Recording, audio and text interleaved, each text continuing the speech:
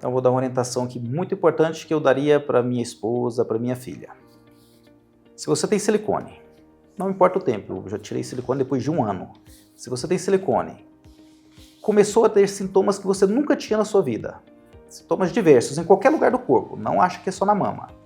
E esses sintomas são progressivos, independente se tem dor na mama ou não, dê atenção a esses sintomas. Faça uma tabelinha, vai escrevendo, vai guardando isso com você. Quando você acumular um monte de sintoma, aí você volta ao seu cirurgião ou procura outro cirurgião e conversa sobre isso. Sejam bem-vindos ao Imagem que Conecta. Os implantes mamários hoje eles estão entre os dispositivos médicos mais utilizados no mundo. E ao mesmo tempo cresce a necessidade de conhecer sobre as suas complicações e as doenças relacionadas ao silicone. E para isso, hoje a conversa será entre 3 especialistas que lidam com essas pacientes com silicone. Recebemos a doutora Daniela Prudente, médica radiologista, referência nacional na ultrassonografia de implantes de silicone, e Dr. Judásio, cirurgião plástico, também na atuação dos explantes mamários. Eu quero agradecer a vinda de vocês e é um prazer discutir e ter tanto know-how e tanta sabedoria, tanta expertise no assunto sobre silicone. Eu que agradeço. Fico lisonjeado com o convite e estou aqui para ajudar, doutora. Muito bem. Doutor Judásio, olhando na sua prática clínica, como evoluiu o perfil das pacientes com silicone, com as próteses de silicone? Certo, então, pensando nas minhas pacientes, desde quando comecei a fazer explante, 2017, para hoje, as pacientes evoluíram para uma prevenção. Eu fazia explante em 2017, 2018, mais de pacientes doentes mesmo. Só chegava para fazer explante naquela época quem estava já muito doente. Hoje, além dessa paciente que está doente, tem muita paciente que está fazendo uma cirurgia por profilaxia. Ela sabe que com 10, 12, 15 anos tem que trocar a prótese ou mesmo ficar sem, ela está preferindo fazer o explante e não trocar prótese, que era o comum. Chegava em 10, 12 anos, com saúde, elas trocavam a prótese. Agora elas chegam em 10, 12, as que estão doentes já tiram, e aquelas que estão saudáveis estão fazendo uma profilaxia, não estão colocando mais silicone. Esse foi o perfil que eu achei a mudança mais interessante que teve, de profilaxia mesmo. E o que você acha que está mudando na mentalidade dessa paciente? Informação, por exemplo? Informação, depois da difusão tão grande de facilidade para notícias e conteúdo com a integração da internet, que é o que a gente tem aí de 2014 para cá, mais ou menos, que começou mesmo a se falar sobre explante no Brasil, a informação foi difundida muito rápido. E aí muitas pacientes que fizeram o implante, o boom do implante no Brasil foi de 2005 a 2010. O acesso foi mais fácil, o profissional estava mais fácil, a cirurgia estava mais barata, então uma grande quantidade de pacientes colocou silicone. Essas pacientes, quando precisaram de trocar ou tirar? 2015 a 2020, então foi quando teve um boom de paciente. E essas pacientes já com conhecimento sobre o assunto, podendo questionar a segurança do silicone, aí elas começaram a questionar os médicos. E muitos médicos entenderam isso, muitos médicos concluíram que o silicone poderia ser algo maléfico para o organismo, ainda não se sabia como, hoje já se sabe, e elas decidiram investir nisso. Eu também no começo fui assim, eu também não acreditava que o silicone causava mal. Depois de tantas pacientes, quase 400 pacientes hoje, eu tenho certeza plena que o silicone é um adjuvante que causa um prejuízo muito grande para a saúde das pacientes. Então foi acesso à informação, a principal coisa é essa. E Daniela, você acha que essa mudança de mentalidade também acompanhou na radiologia? Aumento da demanda, do segmento das pacientes? A paciente com silicone, eu acho que ela é mais preocupada, com ruptura, então ela tem inclusive uma adesão a exames de screening maior.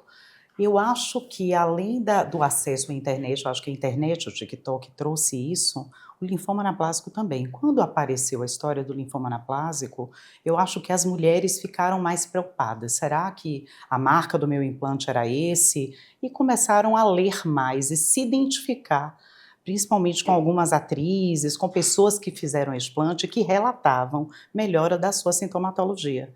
Esse foi um momento de virada de chave para mim também, né? É quando eu comecei a estudar mais e procurar ver. E eu acho que eu comecei a ver coisas, Miri, que não tinha explicação na ressonância, não tinha explicação do ponto de vista do cirurgião. Eu dizia, eu estou vendo realmente que no espaço intracapsular existe um nódulo, então tem alguma reação ali. Eu estou vendo delaminação do elastômero do silicone e com pacientes sintomáticas. Então eu acho que um pouco antes da pandemia para cá, houve um acesso maior à informação, veio o linfoma anaplásico, melhora dos equipamentos, e a gente tem visto cada vez mais, né, essa tendência à retirada, mesmo em pacientes assintomáticas. E quando chega essa paciente com a prótese de silicone, quais são os pilares que você avalia na ultrassonografia e que o cirurgião precisa saber para responder aquela pergunta e a suspeita dele em relação à doença de silicone? Eu confesso a vocês que quando eu comecei a fazer o exame, minha preocupação nunca foi o silicone, era olhar a mama, era rastreamento para câncer de mama. Só que às vezes vinham pedidos dos cirurgiões plásticos da região assim, você consegue ver se o implante rodou? Eu disse, meu Deus, isso não dá para ver no ultrassom, isso a gente vai ter que ver na ressonância magnética. Eu mesmo minimizava o método que eu fazia muito. Só que aí eu comecei a olhar com mais cuidado, eu passei a me dedicar mais, uma parte do meu exame, o exame final, os 15, 20 minutos, para ver se eu conseguia dar uma resposta a eles. Olha, rodou, olha, a altura está diferente. E aí, nessa observação mais minuciosa que o equipamento me dava, comecei a ver que não só eu via se ela tinha rodado, como se ela estava no lugar que ele produzia, que o da Motiva, o microtransponder, dava para ver, que eu conseguia ver as camadas do elastômero, não só 2, como 3 ou 4, que eu conseguia ver a macrotexturização. Então, um mundo se abriu. E não tinha literatura a respeito, porque quando eu começava a pesquisar qual que é o limite para a cápsula fibrosa, para eu falar em contratura, 2 artigos, era uma coisa anedótica. Quando que a gente tinha uma microdispersão? O que aquelas sinaizinhos da ressonância magnética, que o Fleury fala muito, o óleo com salada, o que aquilo queria dizer no ultrassom? Eu digo, não, se tem na ressonância, eu vou conseguir ver no ultrassom. E comecei a descobrir um mundo, pedir para as pacientes explantadas trazerem os silicones para eu examinar, botar na bacia de água e dizer, essa alteração química, isso é ar. Entrou ar como? Semipermeabilidade do elastômero. Esse delaminado dá para ver. Então eu comecei a ter feedback com as próprias pacientes sendo protagonistas na avaliação do silicone. E como essas informações que a Daniela dá impactam na sua decisão cirúrgica? Isso impacta diretamente. Uma ecografia bem feita. Quando o ginecologista pede uma ecografia de mama ou o mastologista, é simplesmente para ver se tem câncer ou não. Então a paciente vai lá, BIRADS 2, está feliz todo mundo e pronto. Quando o cirurgião plástico, com a indicação precisa para fazer um exame, é totalmente diferente. A gente pede para medir a altura do implante, diâmetro lateral-lateral, antero-posterior, espessura da cápsula, o diagnóstico de contratura, apesar de ser clínico, a ecografia ajuda muito. Acúmulo de líquido, granuloma intracapsular, seroma, se tiver um seroma é muito importante para excluir o BALCL. E isso ajuda o paciente que está na dúvida. Eu falo para o paciente, você tem indicação. Quando ele vai a um ecografista que faz o exame bem feito e sai alguma alteração, que pode ser sugestiva de qualquer doença, inclusive a contratura, isso dá mais um respaldo para o paciente concretizar aquela vontade dele que já é tirar o implante. Então, quando tem um BALCL, outra coisa, ele não tem dúvida. Mas quando ele está na dúvida, faz o exame, tem uma lâmina de líquido, tem um granuloma intracapsular, tem uma tempestade de neve, aí o paciente fala, não, agora eu tenho que ir mesmo. Então a ecografia bem feita ajuda muito. Já a ecografia mal feita, que fala só que não tem câncer, é uma maravilha não ter câncer, porém não ajuda nada na parte de tratar uma doença autoimune, uma doença inflamatória que pode surgir com o passar dos anos. E mesmo os sintomas gerais sem diagnóstico. Então a ecografia bem feita ajuda muito. E os exames de imagem, a gente fala que ajuda o paciente a internalizar o diagnóstico dele, né? Enquanto não tem nada escrito, ele fica ali meio na dúvida, será que esse médico está falando verdade? Será que ele só quer me operar? O problema é achar quem dê que levante essa dúvida. Olha, talvez mesmo sem ter 10 anos, seu implante já esteja envelhecido. Talvez aos 5 anos já esteja envelhecido, né? Então, o que a gente precisa é formar especialistas que possam oferecer um método mais barato, porque no final das contas, quando a gente olha os critérios do FDA, ele fala na ressonância magnética e ultrassom como alternativa. E a gente não vai ter isso nunca do FDA, porque quem faz ultrassom nos Estados Unidos é o tecnólogo, não é o médico, e agora o ultrassom automatizado. Então, essa validação a gente só vai ter se a gente fizer, se a gente publicar, entendeu? Se a gente produzir esse conteúdo, porque essa validação não vai vir de lá, porque lá os exames acabam indo para a ressonância magnética. E quais as complicações relacionadas às próteses são mais frequentes vistas na ecografia? Eu acho assim que do meu dia a dia, Meire, o que eu olho, além do líquido, né, e às vezes é um líquidozinho com debrisinho, você vê que aquilo ali é um líquido inflamatório. São essas alterações capsulares que muitas vezes refletem a microdispersão. Então você vê que a cápsula é gordinha de um lado e magrinha do outro. A cápsula tem um nódulo e muitas vezes um nódulo sem um artefato em tempestade de neve. Então assim, mas o que está formando o nódulo? Hoje eu sei que a tempestade de neve ela está relacionada à quantidade da microdispersão. Então, se ele vai vazando de pouquinho, ele vai fazer a reação granulomatosa e eu não vou ver no ultrassom, muito menos a ressonância magnética, o artefato. Porque o macrófago ele pode ir lá fagocitar e aquilo dá tudo certo, mas chega um momento que às vezes ele não consegue. Então eu tenho silicone intracelular e extracelular.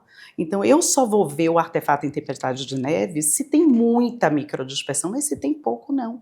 E isso eu vejo no day one, que começa, se ela voltar daqui a um ano, já vai ter uma cápsula um pouquinho mais espessada, já vai ter uma área mais espessada do que outra. Por quê? Por quê? Provavelmente a microdispersão já começou lá atrás, né? Só que como é que a gente prova? E qual que é a minha dificuldade hoje? Você explanta, Judásio, vai para a patologia. E a patologia, eu já sei o que é que vai vir. Reação gigantocelular, macrófago espumoso, reação fibrosa. Cadê o silicone na cápsula? Se não fizer luz polarizada ou red moro, não vê. Então eu digo assim, e aí eu fico numa situação às vezes difícil com o paciente, porque doutora, você disse que tinha, e o implante está íntegro. Eu digo, mas ele está íntegro, mas ele está murcho. Cadê o silicone que estava aí? O gato comeu? Vamos pesar seu silicone? Né? Então, a gente precisa da patologia com a gente, mostrando nessas cápsulas, ou nos linfonodos, ou no fígado, como tem os trabalhos do Dickman, ou no nervo mediano, como foi a Jéssica Mustafa, mostrando que tem partícula de silicone lá. Porque só a reação granulomatosa com macrófago espumoso, a gente não consegue fechar o diagnóstico, né? E provar essas pacientes que elas têm microdispersão de silicone para o corpo. E a imagem te ajuda na estratégia cirúrgica ou você já mudou a estratégia por conta de uma imagem? Já mudei, já. Principalmente quanto ao plano. O paciente não sabe se a prótese foi colocada submuscular ou subglandular. Então, se eu vou para uma cirurgia que, palpando, eu percebi que ela é retroglandular, muito mais tranquilo. Aí a paciente que não sabe, e a ecografia me falou, ou a ressonância, que essa prótese está retromuscular, cápsula fina, muita aderência, e aí até a espessura da cápsula, e o Eduardo, inclusive, coloca até quantos milímetros da pleura. Isso ajuda muito e me ajuda muito, principalmente para mostrar para aquela paciente que vem doutrinada que o explante tem que ser em bloco, que se realmente essa for a vontade concreta dela, e ela não ceder um pouquinho, eu não posso operá-la. Porque senão eu vou causar uma iatrogenia, eu vou ter que tirar um pedaço da costela, da pleura dela. Aí a maioria entende, num caso de que não dê para eu tirar o implante em bloco, por causa de um risco maior de uma lesão torácica, eu vou fazer a capsulectomia completa, porém uma parte vai ficar, depois que eu já tirei o implante, a maior parte da cápsula, e eu vou tirar um pedacinho da cápsula milimetricamente até acabar. Isso aí evita pneumotórax. Eu já tive um pneumotórax fazendo cirurgia de explante, não por desaviso, por heterogenia, porque realmente era um caso muito crítico, paciente com mastectomia, e foi inerente ao procedimento. Ajuda para prevenir complicações. E quando tem silicone extracapsular, para a gente, inclusive, marcar esse silicone extracapsular e conseguir identificar e tirar na hora da cirurgia. Linfonodo axilar com silicone, E quando o paciente tem um diagnóstico já prévio de BALCL, que aí a gente tem que fazer o explante em bloco, custe o que custar muitas vezes. Inclusive tem uma para fazer agora, é uma doença rara. É rara, mas não é tão rara assim não. Eu tenho 3 pacientes. Eu também acho que não é tão rara, Se eu tenho 3 pacientes, em Brasília, não é tão raro assim.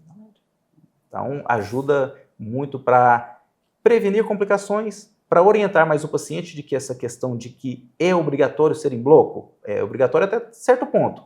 Depois de um ponto, quem decide se é ou não sou eu. Eu que tenho o conhecimento para operar, para fornecer o que é seguro para o paciente. Eu não vou só para ter uma foto bonita, tirar um pedaço da pleura do paciente e depois sair de lá com um tubo no tórax, que é pior. E como, Daniela, você ajuda o Judásio a ver os silicones na axila? Não, a gente só tem, você sabe que a gente só tem um trabalho na literatura que mostra, que avaliou pacientes com implantes, com linfadenopatia por silicone por ultrassom e por ressonância, e que mostra que o ultrassom é superior à ressonância. E isso torna-se um desafio propagar essa informação, porque muitas vezes a gente vê pequenas quantidades de silicone dentro do linfonodo, vai para a ressonância e a ressonância é normal. E a gente está vendo ali claramente que tem em linfonodo intramamário, na cadeia mamária interna. E recentemente eu vi um em Rotter, que eu digo, meu Deus, um linfonodo de Rotter com adenopatia por silicone, para mim inédito. Então, dá para ver muito bem, ver os níveis linfonodais, cadeias linfonodais acometidas, mas aí eu tenho uma pergunta, o que fazer com essa linfadenopatia? Porque se você for tirar, vai virar quase um esvaziamento axilar. Como lidar com essa situação da paciente que às vezes demorou muito tempo, às vezes é uma mastectomizada, ou é uma paciente que não tem uma real condição e que tem uma linfadenopatia extensa por silicone? O que fazer com essa mulher? Na minha prática, até antes de responder, só falar uma coisa. Eu tive um paciente esses dias, diagnóstico ecográfico de linfonodo com silicone, ressonância sem silicone. Aí fui operar achando que não tinha. Porém, o mastologista dela disse que ia na cirurgia, foi lá, tirou o linfonodo, mandou para exame, estava com silicone. Então, a ecografia estava certa superior. E eu não sabia isso. Agora, sobre linfonodo acometido na axila. Não tendo doença maligna, eu não vou invadir a axila dela. O mastologista, na maioria das vezes, também não invade, né? Nem intratorácico. Tem paciente também com linfonodo com silicone intratorácico, cadeia mamária. Só observação. Eu só tiro quando é um câncer, é outra coisa. Cirurgia oncológica. Quando é só inflamatório, não tem sinal, não tem diagnóstico de câncer ainda, cirurgia mais conservadora. O explante e observar o linfonodo ou intratorácico com exames sequenciais, anuais, com o cirurgião torácico e com o mastologista, geralmente axila. Mas você não acha que a gente deve advertir, então, a paciente assim, se tem sinais que começou infiltração por silicone, que a gente deve ser incisivo, olha, está tendo infiltração da sua cadeia linfonodal, isso não será abordado numa cirurgia. Essa é uma decisão sua, mas que a gente tem que ser enfático, porque, afinal de contas, ela vai tirar a maior fonte, mas ela vai continuar com silicone lá. Né, na cadeia axilar. Se a gente está pensando nas doenças, eu digo, será que a gente às vezes não tem que ser mais enfático com algumas pacientes, ou você acha que não? Que essas pacientes que têm os linfonodos, elas ficam bem, elas reduzem a doença inflamatória, a doença dela, e que não tem um impacto na vida dela? O que você acha disso? Olha só, eu acho que a paciente com a doença inflamatória, ela tem uma melhora imensa, muito grande, segundo os trabalhos, até 87% depois do explante. A massa maior a gente tirou, então a melhora vai acontecer. Ela pode ter uma recidiva, pode voltar a ter um adjuvante aí, atrapalhando a saúde dela lá para frente, só que tem que ver que cirurgicamente acessar uma axila sem doença oncológica é um caso muito complicado, assim, é uma questão, está numa balança, pesar o risco, o benefício. Intratorácico, então, até hoje, nem o cirurgião torácico quis fazer isso. Eu também não conheço. Então, orientar bem a paciente de que vai ter uma melhora, porque tirou a massa maior, é igual um fumante que fumava 100 cigarros por dia, agora ele fuma só um por dia. Então, vai ter uma melhora. O risco existe ainda. Porém, a gente diminuiu muito o risco. Vale a pena arriscar mais um pouquinho para ter uma lesão de plexo braquial, para ter um linfedema crônico, para ter uma pneumotórax, por causa de um silicone que a quantidade agora é tão pequena que talvez o corpo dela ainda consiga, de algum jeito, agora mais descansado, que o corpo dela agora está investindo em cuidar só daquele silicone na axila. Não está tentando cuidar de 400 ml de silicone mais. Talvez ele tenha a chance de ele mesmo se recuperar. E sabe que o organismo consegue fazer isso. Ele tem essa complacência. Ele vai canalizar a energia agora para aquele pouquinho só de silicone. Eu acho que o organismo cuida bem disso aí. Lida melhor com isso, Eu acho que elas têm uma melhora. E até eu tenho 7, 8, uns 9 anos mais ou menos fazendo esse implante.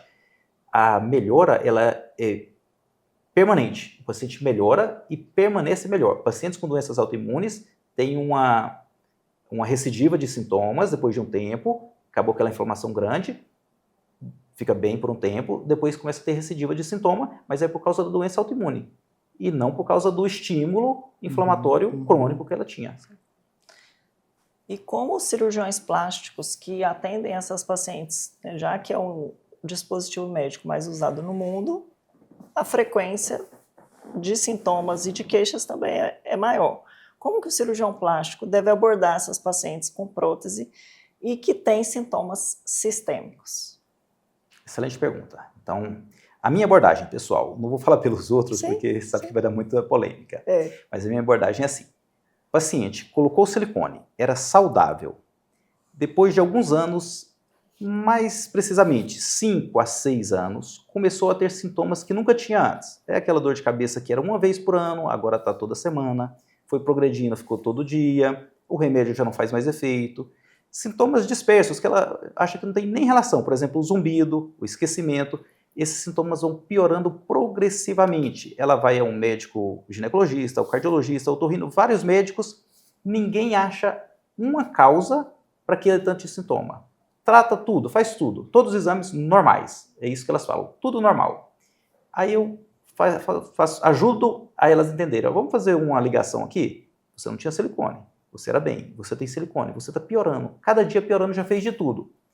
Será que é o silicone que está causando isso? Vamos lá. E uma coisa muito importante, o exame físico bem feito. Essas pacientes, a doutora talvez faça isso, quando elas examinadas com cuidado, palpação ali dos intercostais, dos músculos intercostais, do nervinho infracostal, bem delicada, a paciente tem sinal inflamatório de uma dor aguda. Eu palpo mostrando da 6ª à 8ª costela, à 10ª costela, não tem nenhum estímulo doloroso. Quando a gente palpa da 3ª à 5ª costela, bem próximo à prótese, tem estímulo de dor aguda, de uma dor neuropática.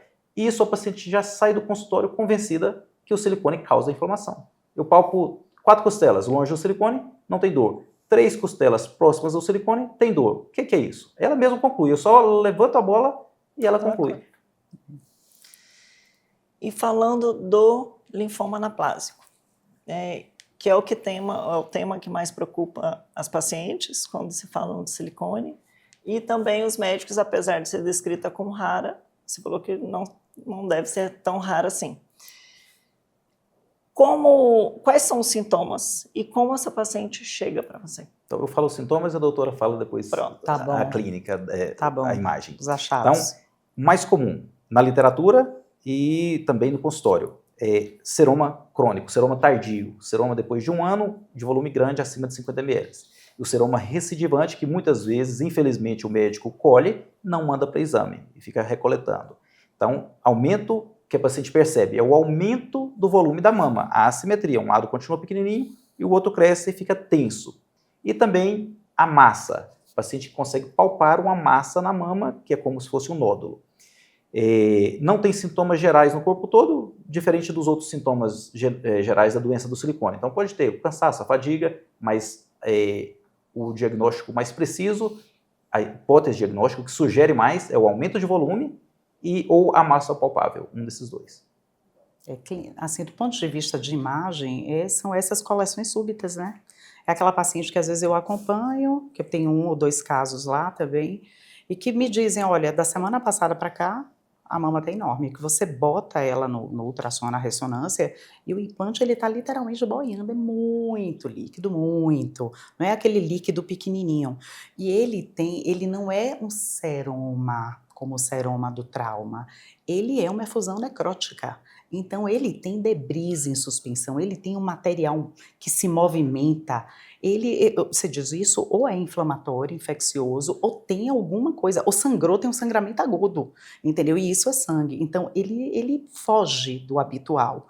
com essa história, entendeu? Eu acho que é o que grita mais. A literatura diz que 1/3 cursa com nódulos. Todos os que eu vi foram sem nódulos.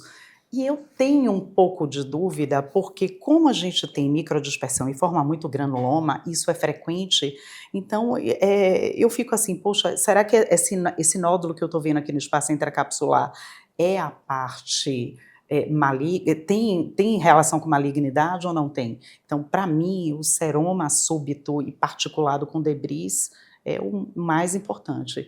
E essa paciente tem que ser rápido, ali a gente esvazia todo, né, ou o máximo que puder, às vezes são 5 seringas, 6 seringas, é um líquido amarelo, é um líquido diferente, faz a microbiologia toda, manda para a imunohistoquímica. Hoje já não pedimos mais tanto citometria de fluxo, né, geralmente eu peço que o material seja lido no mesmo dia, para que não haja nenhuma possibilidade de degradação desse material pelo laboratório, para que a gente faça o diagnóstico e ela tenha o diagnóstico mais rápido possível, porque a imunohistoquímica demora.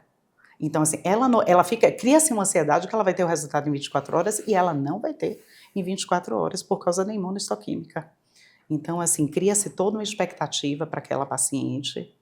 Felizmente, a maioria não são alterações inflamatórias, mas eu também acho que esse 1 para 32 mil tem coisas. Se eu olho na Austrália, alta incidência, 1 para 8 mil e pouco. Na Suécia é diferente. Eu acho que depende muito das marcas que são utilizadas, da macrotextura.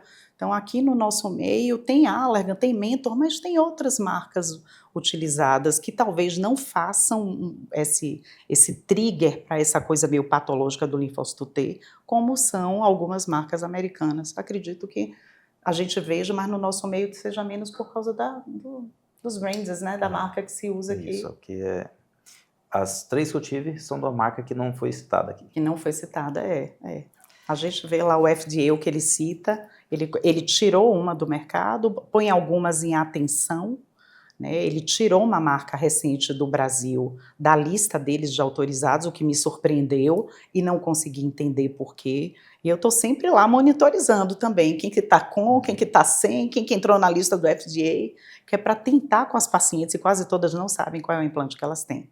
Né, a gente pergunta, qual é o que você tem? Não sei. Cadê sua carteirinha? Não sei. E guardem seus cartõezinhos dos implantes de silicone. Certo. E uma coisa importante, o colega ecografista que faz punção, ele muitas vezes não manda o material para exame e quando manda de maneira errada. O material não pode ser colocado em formol. Se for in natura, no mesmo momento é o melhor possível, porque ele vai ter um fixador de material líquido para ser analisado pelo patologista. O patologista aqui em Brasília que recebe o material mesmo, eu ligo para o patologista. Se tirar, deixar para o hospital mandar, para o laboratório colher depois do final de semana, já perdeu o material todo. É isso mesmo. Então tem que ser algo conversado com o patologista. E aí tem que ter essa relação bem próxima para não passar da hora, né? É isso mesmo. E esse nódulo que ela falou, será que está associado à porção maligna, né, a porção sólida? Na prática e nos seus casos, granuloma, processo inflamatório ou tinha a alteração do linfoma? A maioria é granuloma, sem dúvida. A gente abre a cápsula depois da cirurgia, tem lá aquela verruguinha na cápsula, na parte interna. Aí sempre levanta a suspeita. Eu marco, inclusive, mando para o patologista, faço uma marcação para ele avaliar aquilo ali. E a maioria vem granuloma induzido pelo silicone, aquela reação gigantostária, às vezes com material refringente, metaplasia sinovial, e não muda muito. O paciente a minha paciente que teve 2 foram manifestação com seroma e uma foi manifestação com nódulo.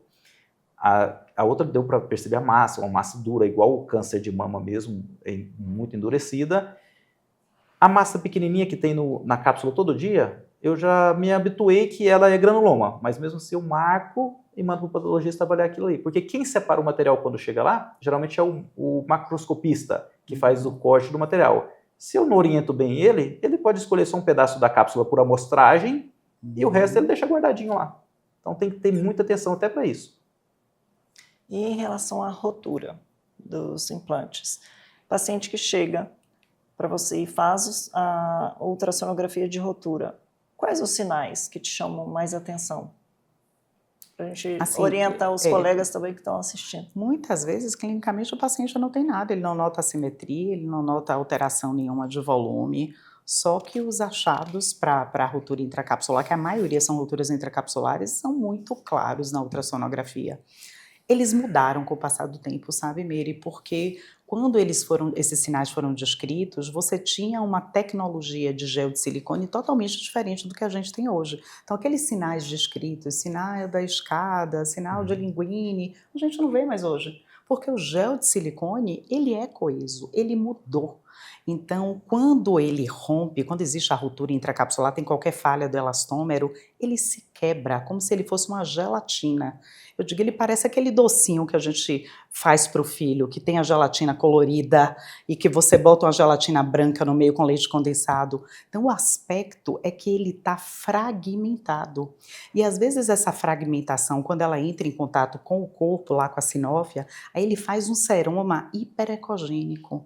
Então, o líquido perimplante é hiperecoide, nem sempre com tempestade de neve, e esse aspecto de fragmentação.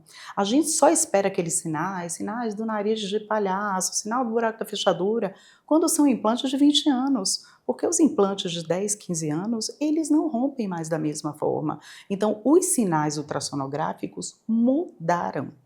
E hoje, com as nossas sondas, a gente consegue ver a degradação do elastômero antes dele romper completamente. Você vê que o elastômero vem e ele para, ele está fragmentado. Eu digo, gente, quebrou. Ele quebrou. E aí, às vezes, vai para a ressonância e não vê. Eu digo, mas eu estou vendo, ele está delaminando. Vai para a ressonância e não vê. Eu digo, está delaminando. Essa paciente, daqui a 3 anos, vai voltar com a ruptura intracapsular. Porque eu consigo ver que não é normal um elastômero que é todo paralelo, de repente ele fica assim, insuflado.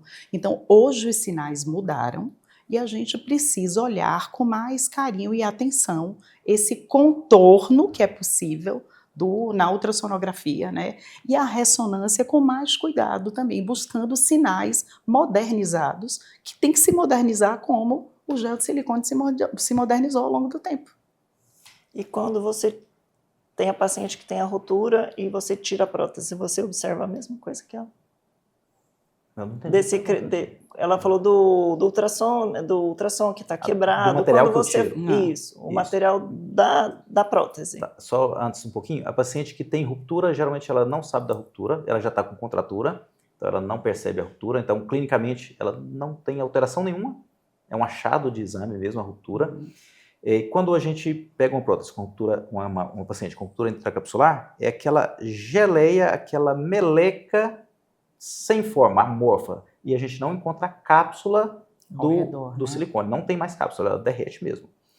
E quando o silicone tem uma perda da integridade, que é muito comum, a gente encontra o silicone mais opaco, amarelado, porque ocorreu uma oxidação lá dentro, e a gente faz o teste, aperta, não vê uma gotinha, mas a hora que você pesa, ele está com um peso mais leve. A hora que você coloca contra a luz, ele tem pontos de opacidade. Então é bem característico. O silicone rompido, quando vem na ecografia, e o colega sabe fazer ecografia, não tem dúvida, ajuda bastante a gente e ajuda a paciente. A paciente fica um pouco triste porque ela olha, não vê ruptura. Aí a gente coloca contra a luz, tudo mostra, aí ela acaba entendendo. E quando vem na patologia material refringente que pode corresponder a silicone na cápsula, aí ela fecha o diagnóstico e ela acredita. Só fazer uma pergunta, aproveitar. Tem como fazer o elastograma do silicone, igual a gente faz o hepático?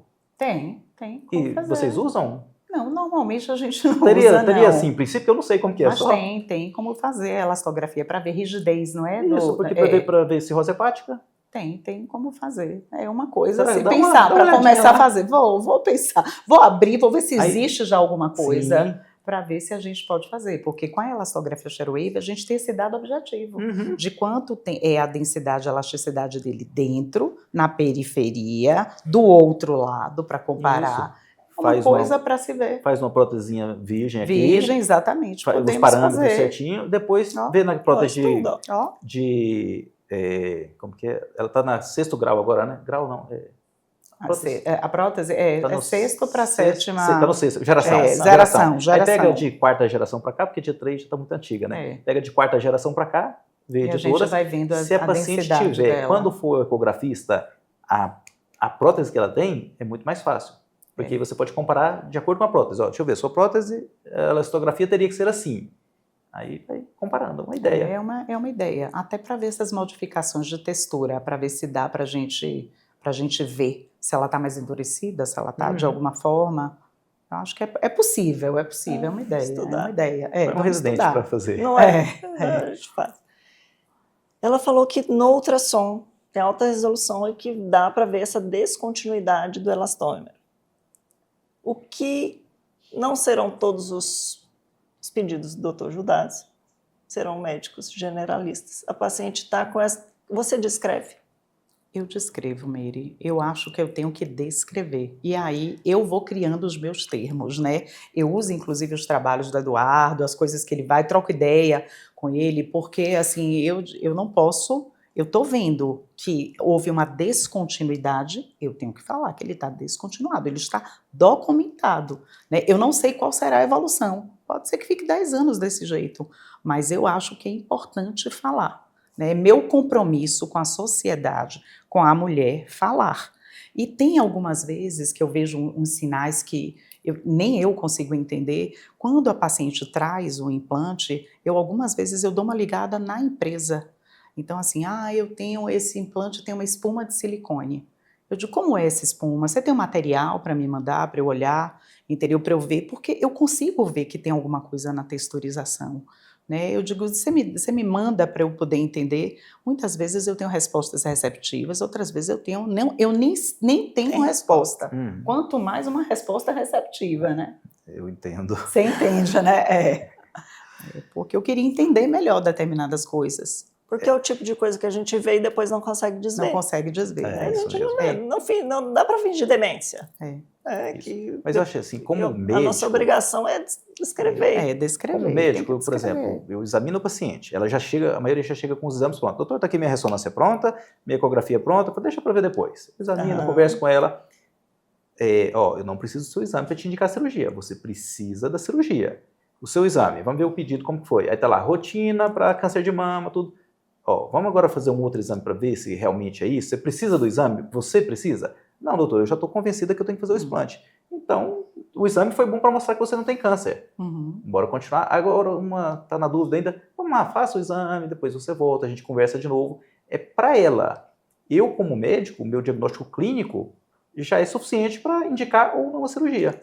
O exame complementar é realmente para isso, para endossar aquilo. Num caso de um litígio, alguma coisa assim, o Eduardo, inclusive, teve um litígio onde ele começou todo o estudo dele do silicone. Sabe dessa história? Não sabia, não. Então, ele deu um laudo ele já contou isso em público, então eu vou contar, de uma prótese rompida, foi lá, fez o explante, e a prótese estava normal. O paciente levou a prótese, está aqui, normal, quero uma indenização, Ele pegou, falou, então traga as próteses para a gente avaliar tudo. E ele foi estudar aquela prótese, e realmente, com microscopia eletrônica, a prótese estava rompida. E aí ele conseguiu mostrar para o paciente tudo, e é a partir daí que ele começou a estudar tanto silicone como ele estuda hoje. Foi a partir disso aí. Então, um laudo que ele escreveu, agora se ele omite isso e não escreve, faz igual a maioria dos médicos.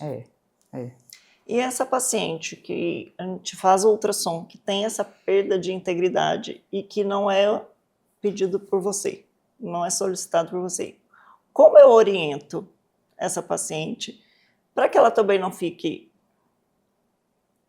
muito preocupada? Como você orienta como cirurgião plástico?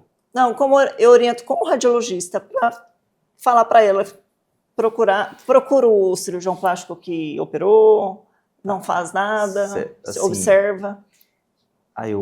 Porque ela vai ler. Investigar um pouquinho os sintomas dela, certo. O tempo de prótese, para a gente saber a geração, tudo, onde está essa prótese. Tem sintomas? 5, 6 sintomas? E está tendo piora? Vale a pena você dar uma avaliada nisso aqui com o seu médico, volta no seu médico. Certo. Caso ele não te dê atenção tudo, vai ler um pouquinho sobre isso, fala para ela, procure por artigos na literatura. É muito fácil hoje achar artigo científico. Não vai para um perfil que vai falar só mal ou bem, dependendo de onde ela caiu, né? Leia um pouquinho, a maioria das pessoas hoje tem esse discernimento já, e vai lá, não custa nada, tira a dúvida e você acompanha pelo menos isso aí. Tem paciente com silicone rompido, médica com silicone rompido, que ficou com silicone rompido dos dois lados, o airbag abriu, rompeu os dois, durante 5 anos e não operou. Foi operar depois que me viu no hospital onde ela é anestesista, operando um silicone rompido e viu aquela meleca toda E ela, eu estou 5 anos assim. Marcou a cirurgia e operou. Então, o cirurgião dela vai falar assim, se está intracapsular, não tem problema. Se eu coloquei a prótese ali, eu quero que a paciente não me dê trabalho, que ela fique boazinha lá e tá bonita, e 10 anos eu vou e troco. Agora imagina isso precoce, 3, 4 anos. Não é hora de eu fazer uma cirurgia, e muitas vezes essa cirurgia é uma correção, é um reparo. É algo difícil assim de assumir que tem que trocar, que tem que tirar. Não é todo mundo que está nesse nível ainda não. Eu vou lhe dizer, Meire, que eu tento entender o perfil da paciente, tá? Se é uma paciente que está assim muito tranquila, eu digo, olha, eu vou descrever algumas alterações do implante aqui, depois volte ao seu médico. Eu sei que umas que não vão voltar, que não vão, mas está lá escrito. Se é alguma que mostra que tem, o que é? E é uma pessoa mais interessada, ela diz assim, não, mas botou esse implante, ele me disse que é para a vida inteira. Aí eu oriento, eu digo, vá no site do fda.org. E às vezes eu abro para ela ver. E leia, dê uma lida. O que o FDA, que é um órgão respeitável, ou do Canadá falam, leia uma partezinha que chama Black Box e dê uma lida no que está escrito ali. E aí você tira as suas conclusões e vá começar a pesquisar. Se é uma que tem muita sintomatologia, né, eu digo, e você já ouviu só o cirurgião plástico? Porque a maioria dos cirurgiões diz, não, é intracapsular, não precisa fazer nada, não tem problema. Né? Já ouvi um mastologista, eu digo, se tem algum sintoma, eu digo, já foi no imunologista, já foi no reumatologista, para entender se tem alguma coisa autoimune. Então, assim, eu costumo dar uma luz, mas para quem permite, né? Não é todo mundo que permite. E eu sou o exame complementar. Ele realmente é o maestro, né? Mas eu me pego vendo essa história também, não troca nunca mais, não precisa, é muito moderna, né? Que eu digo, olha, mas não é isso que está escrito. E aí eu vou me permitir fazer uma pergunta. Existe um paper feito pela Sociedade de Cirurgia Plástica, como o Black Box do FDA americano e o canadense, onde você assina que você... Porque não é só o termo de consentimento. Você tem que informar o paciente tudo que ele pode ter. Né? Que ele pode não ter nada, mas que ele pode ter sintoma. Quando você lê aquele Black Box, que eu acho que todo mundo deveria ler, porque ele tem que entender os seus riscos. E assumir, não, minha mama é muito assimétrica, ou eu tenho uma mama tuberosa, e eu entendo e sou muito a favor de uma jovem com a mama tuberosa em fazer sua correção. Se fosse minha filha e quisesse, eu faria, ou com uma assimetria muito grande, uma paciente, é inquestionável você repor um membro ou dar conforto, né, para uma mulher em vida reprodutiva, que está casada, é indiscutível, mas uma que só quer... Você orienta quanto a riscos, benefícios, aonde ela está entrando, né? Qual é a sua seara. Eu não vejo isso aqui. Realmente não tem, a sociedade brasileira é omissa quanto a isso aí. Não tem nenhum documento que informa, igual nos Estados Unidos, os riscos do silicone e uma coisa que não é vitalício. Não informa nem a necessidade de fazer o rastreamento com 5 anos ou 6 com ressonância e a cada 2, 3 anos ficar repetindo. Então, a maioria das pacientes que eu opero falam isso, doutor, o meu médico falou que era vitalício do silicone. Então, hoje, um questionamento que as pacientes que ainda estão pensando em fazer o explante, elas falam assim, doutor, eu vou ficar mutilada? Aí eu falo para elas, não. Você tinha que pensar nisso aí quando você foi colocar o seu implante, você que tinha uma mama bonita, uma mama de volume bom, e retirou a sua mama para colocar um silicone. Aí que começou a sua mutilação. Porque agora você pode ter uma mama muito pequenininha em relação ao silicone. Então, tem pacientes que a proporção de mama real para silicone não chega a 10%. E aí, assim ela vai ficar mutilada, mas não é do explante. É da cirurgia antiga dela lá, que ela permitiu uma adenomastectomia para colocar um implante, porque era moda. E tem outra coisa, sabe, Judásio, que eu vejo às vezes na cirurgia estética, que às vezes a paciente tem uma mama com volume bom e aí ela diz assim, eu estou fazendo um pré-operatório, eu tive filho e a mama ficou mais flácida e eu não quero cicatriz. Então, meu médico propôs colocar um silicone. Aí, às vezes, eu digo, ele disse que vai ficar bom?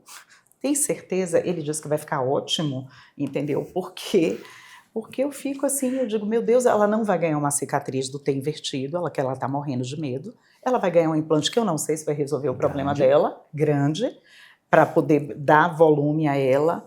Então eu fico muito impressionada, assim, às vezes, com essa postura, né?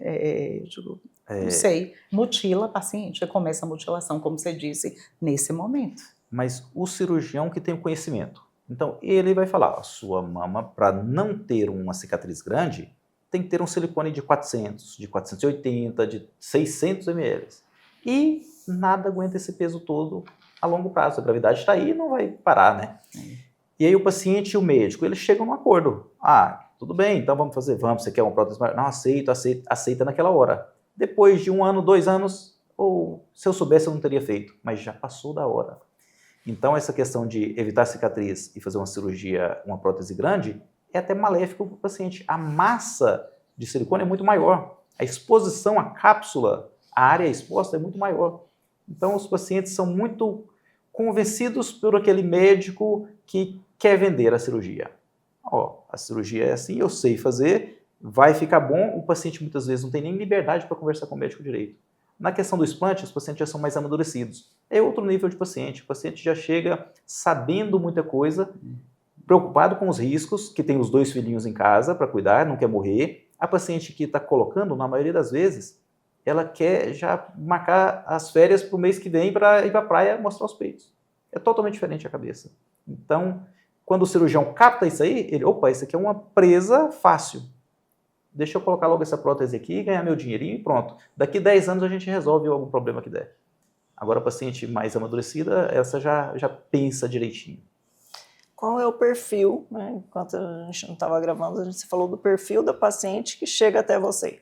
Então a paciente que me procura hoje é a mulher de 40 a 45 anos, mãe de 2, 3 filhos. Tem pacientes também mãe de 6 filhos, tem muitas pacientes com muitos filhinhos. É paciente que tem um trabalho, que na maioria das vezes é casada, tem um relacionamento, que já amadureceu, já se preocupou muito com a saúde, ver os filhos crescer e quer envelhecer bem. E além disso tudo, muitos sintomas que nem faz ideia que faça parte, faça relação nenhuma com o silicone. Cansaço, ansiedade, dor de cabeça, vários sintomas. E aí essa paciente pensa muito bem, eu coloco outro silicone, que eu até dou opção para ela, só que eu não coloco. Falo, ó, se você quiser colocar, pode até colocar, só que não vai ser comigo. Ou ela prefere ficar sem o silicone e não ter mais nenhuma cirurgia para a mama encomendada para o resto da vida dela.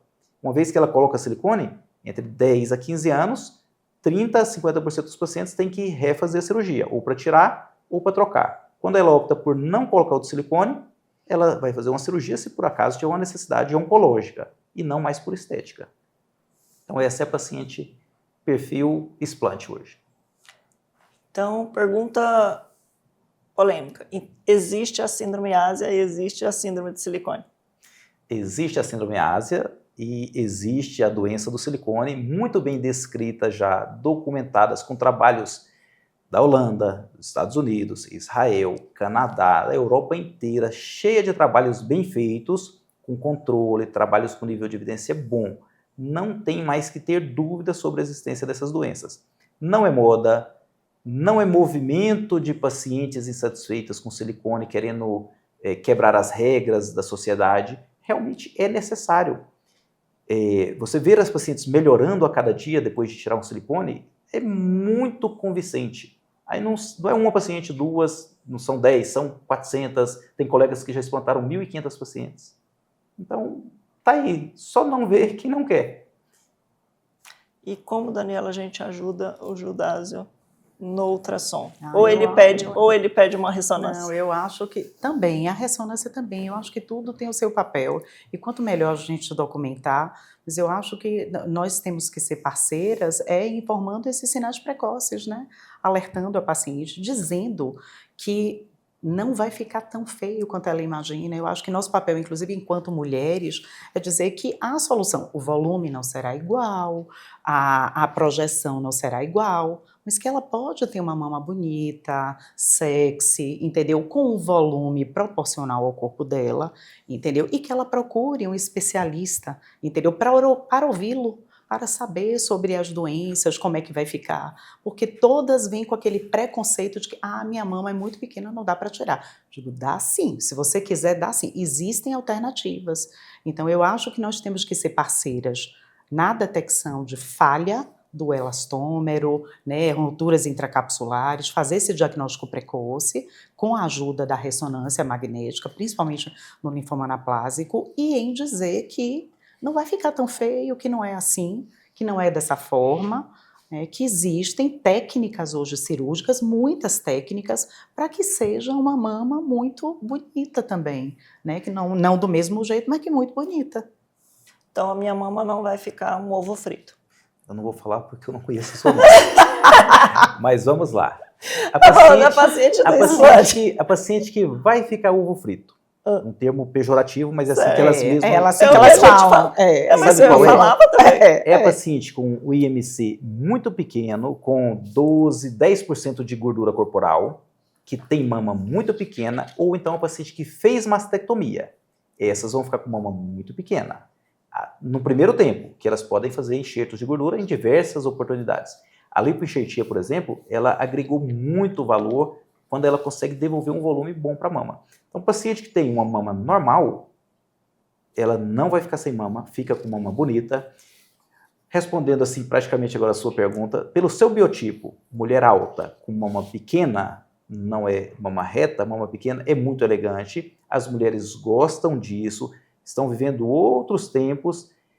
A satisfação das pacientes com implante, com explante, pós-explante, é muito maior do que a satisfação das pacientes que colocam implante.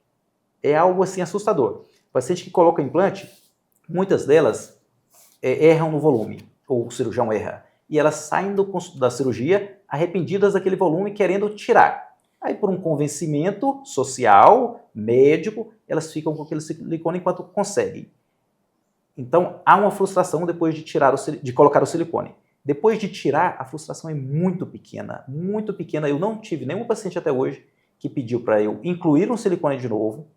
Outros colegas que fazem muito explante também não tiveram essa necessidade.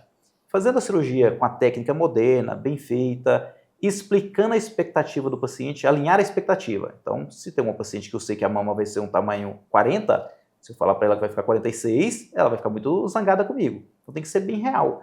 A ecografia, a ressonância ajudam até para mensurar. Olha aqui, a sua porcentagem de mama para silicone é muito diferente. Você tem 20% de mama e 80% de silicone. Então o tamanho da sua mama vai ser muito pequeno. Concorda com isso? Vamos dar um passo adiante. Não concorda? Vamos pensar mais um pouquinho. Não é urgência, não é prótese rompida, não é linfoma. Dá para esperar mais tempo. E qual é a mensagem que você deixa para as pacientes que têm o silicone, que têm dúvida ainda sobre a doença do silicone e que têm sintomas sistêmicos?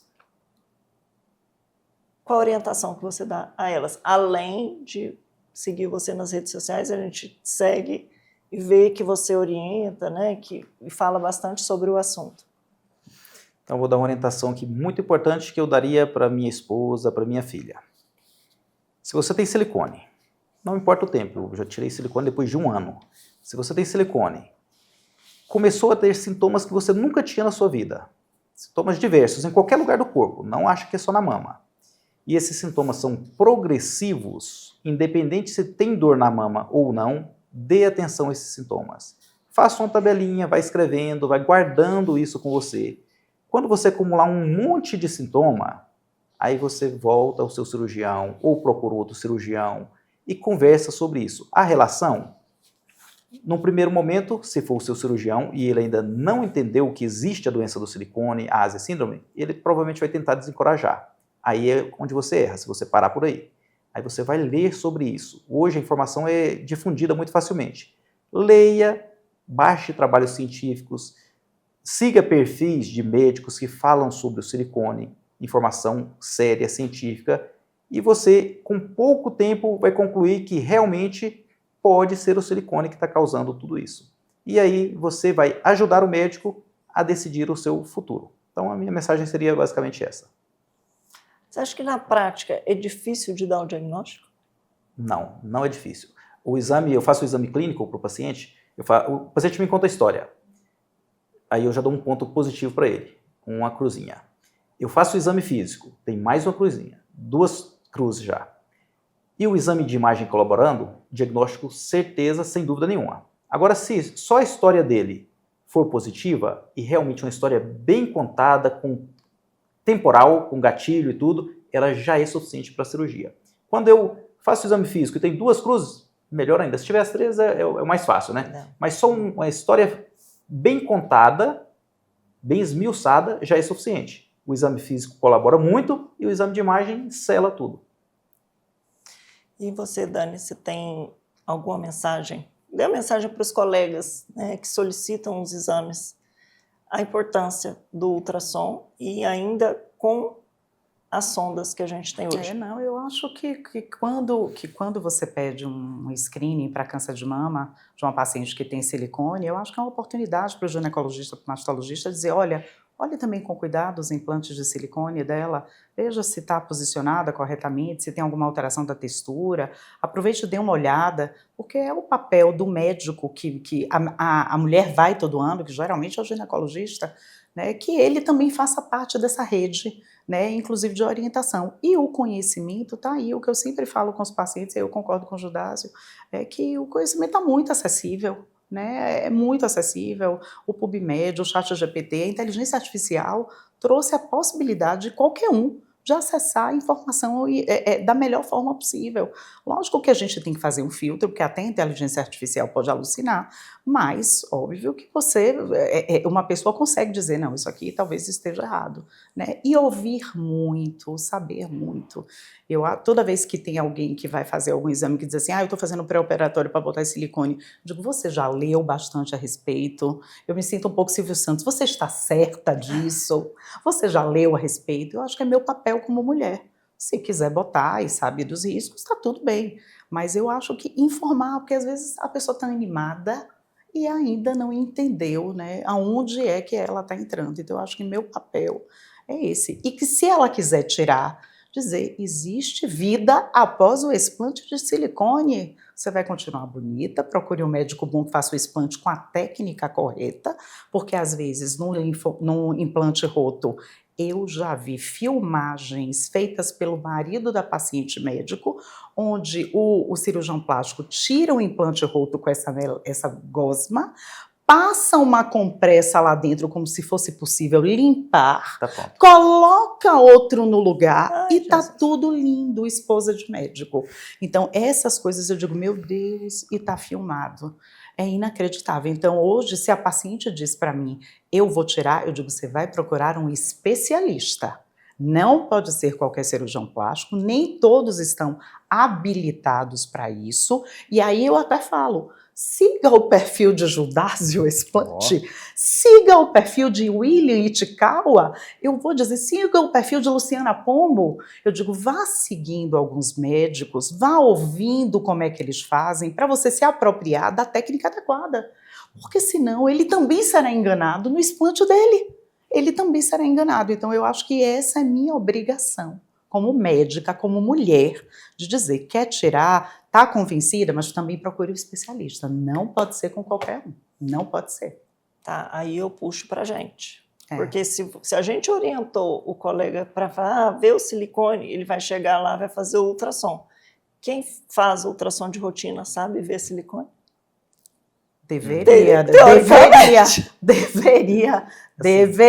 saber, ou dizer ao paciente, eu estou rastreando apenas a sua mama, acho que o ultrassom não tem a performance tão boa, faça uma ressonância. Eu quero falar aí, que quem vê os laudos sou eu. Vamos lá. O ecografista muitas vezes faz um exame de mama excelente para BIRADS. E não existe nenhum protocolo que você tem que estudar o silicone. Não tem que medir o diâmetro do silicone, não tem que ver líquido. Muitos só citam silicone retroglandular, retromuscular, sem alterações. Ou dobras típicas. Só isso. Eu acho que deveria ter, nos exames de mama, um protocolo com as características do BIRADS para falar sobre o silicone. Ele tem isso, e ficar para todo mundo fazer. Não é só aquele que sabe fazer igual a senhora o exame, escrever lá na conclusão. É para todo mundo, igual o BIRADS não tem as categorias, o protocolo, Isso. tinha que ter também para difundir, para proteger as mulheres. Eu não sou mulher, mas eu tenho 2 filhas, uma esposa, 99% dos meus pacientes são mulheres e que confiam em mim e indiretamente confiam em quem eu indico. Então, se eu indico a senhora, elas confiam na senhora. E tem que ser um exame muito bem feito. Eu concordo, é uma frustração. Eu acho que toda vez que sai uma edição nova desses protocolos de rastreamento de câncer de mama, eles nunca falam absolutamente nada. E o argumento dessas instituições tipo o NCCN, o ACR, é que isso não é câncer de mama, né? Nem existe categoria de risco para o linfoma anaplásico, é outra frustração. Né? Eu acho que as sociedades tinham que se organizar para criar protocolo de avaliação de implante. Para a ressonância, que também não tem, e para ultrassom. Então, assim, nem para a ressonância nós temos um protocolo de avaliação. Então, a gente, já que é a cirurgia mais feita no mundo, a gente precisaria de critérios objetivos para avaliação dos implantes. Em relação à técnica cirúrgica, que ela disse que procurar o especialista, o que você tem para nos orientar? Realmente essa dica é muito importante. Então, se você tem que fazer um explante, procure um especialista em explante. Primeiro, ele vai ser um médico, cirurgião plástico, bem informado, que tem uma cartela grande de pacientes já que ele fez explante. Então, eu comecei fazendo meus primeiros explantes, não tinha a mesma experiência que eu tenho hoje. Então, tem técnicas mais avançadas, técnicas mais poupadoras de glândula para o paciente poder amamentar. Tem técnicas que se preocupam mais com retirar a flacidez, outras para dar mais volume, enxerto feito por nanofet, macroenxerto. Tem que avaliar o risco, o benefício para aquela paciente. Então, uma paciente que ainda não teve filho e quer amamentar, a gente não vai fazer uma mastopexia. A técnica está evoluindo muito rápido nesse meio de explante. Eu recebo pacientes totalmente desfiguradas, mutiladas, que fazem explantes à revelia, digamos assim, e pacientes que têm cápsula que ainda formam seroma dentro dessa cápsula. E aí é difícil de corrigir. Aquele primeiro momento de fazer o explante é o melhor momento que tem. A mama não é uma mama virgem, mas ainda é uma mama menos bagunçada. Se é depois de um explante, é muito trabalhosa. Então a primeira oportunidade e a melhor é na hora de fazer o explante e já fazer a reconstrução. E como que vocês veem o futuro, tanto na radiologia, em relação às próteses ao silicone e em relação à cirurgia? Eu não sei, no nosso país, onde as mulheres ainda valorizam muito, eu acho que ainda se usará muito, apesar de já existir um movimento diferente de retirada, mas ainda se usa muito e a gente precisa criar esses protocolos de rastreamento para silicone, né? Porque eu não vejo, nos próximos 5 anos, eu acho que ainda se colocará muito mais do que irá se retirar implantes de silicone. Eu tenho certeza disso. Mas um dia ainda vai mudar essa chave aí. Cigarro, por exemplo. Pouca gente fuma hoje. Talidomida, lembra? Como que era? Só para citar alguns exemplos aí. Um dia essa verdade vai vir à tona. Só que a indústria farmacêutica, ela fatura bilhões anualmente. Então, coloca-se muita prótese. No mundo tem 5 milhões de pacientes com implante. 5 milhões. No Brasil são 300 mil por ano. Nos Estados Unidos, 400 mil por ano. Sabe quantos implantes são feitos por ano no Brasil? Cerca de 30 a 40 mil, enquanto se coloca 300 mil.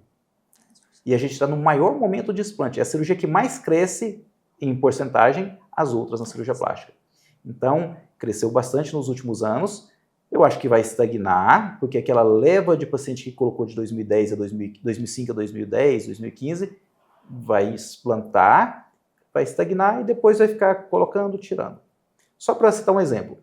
Em Brasília, eu sou o único médico que não coloca implante. Todos os outros colocam.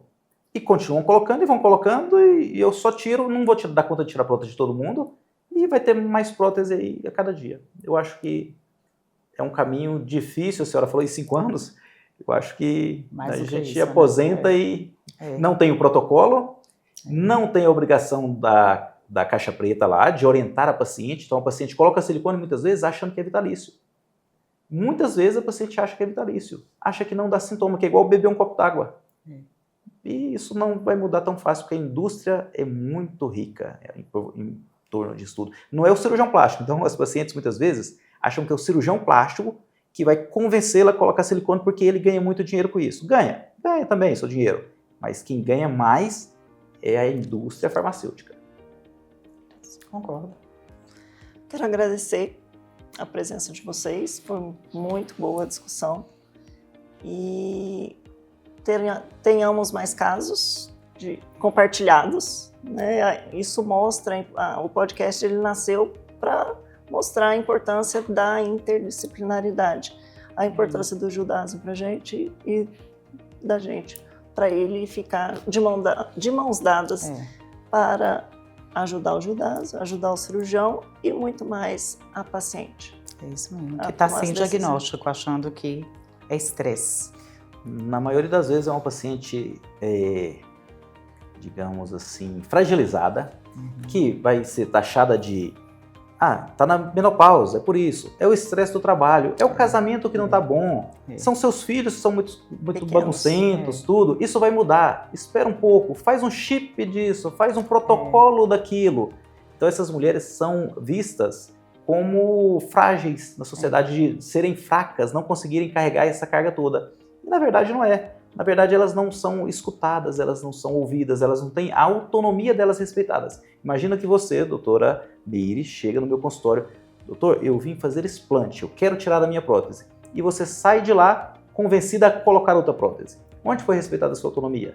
E isso eu não escuto uma vez por dia não, eu escuto várias vezes por dia. O paciente que procurou o cirurgião plástico para explantar, ela foi para explantar e ela sai de lá convencida a colocar outra prótese. Cadê o respeito à autonomia? Então é algo sério mesmo. É paciente desacreditada, isso é puxado. Então, falamos hoje sobre silicone, os achados de ultrassom e a importância da interdisciplinaridade entre o cirurgião plástico e a imagem. Hoje o tema foi silicone, até a próxima imagem.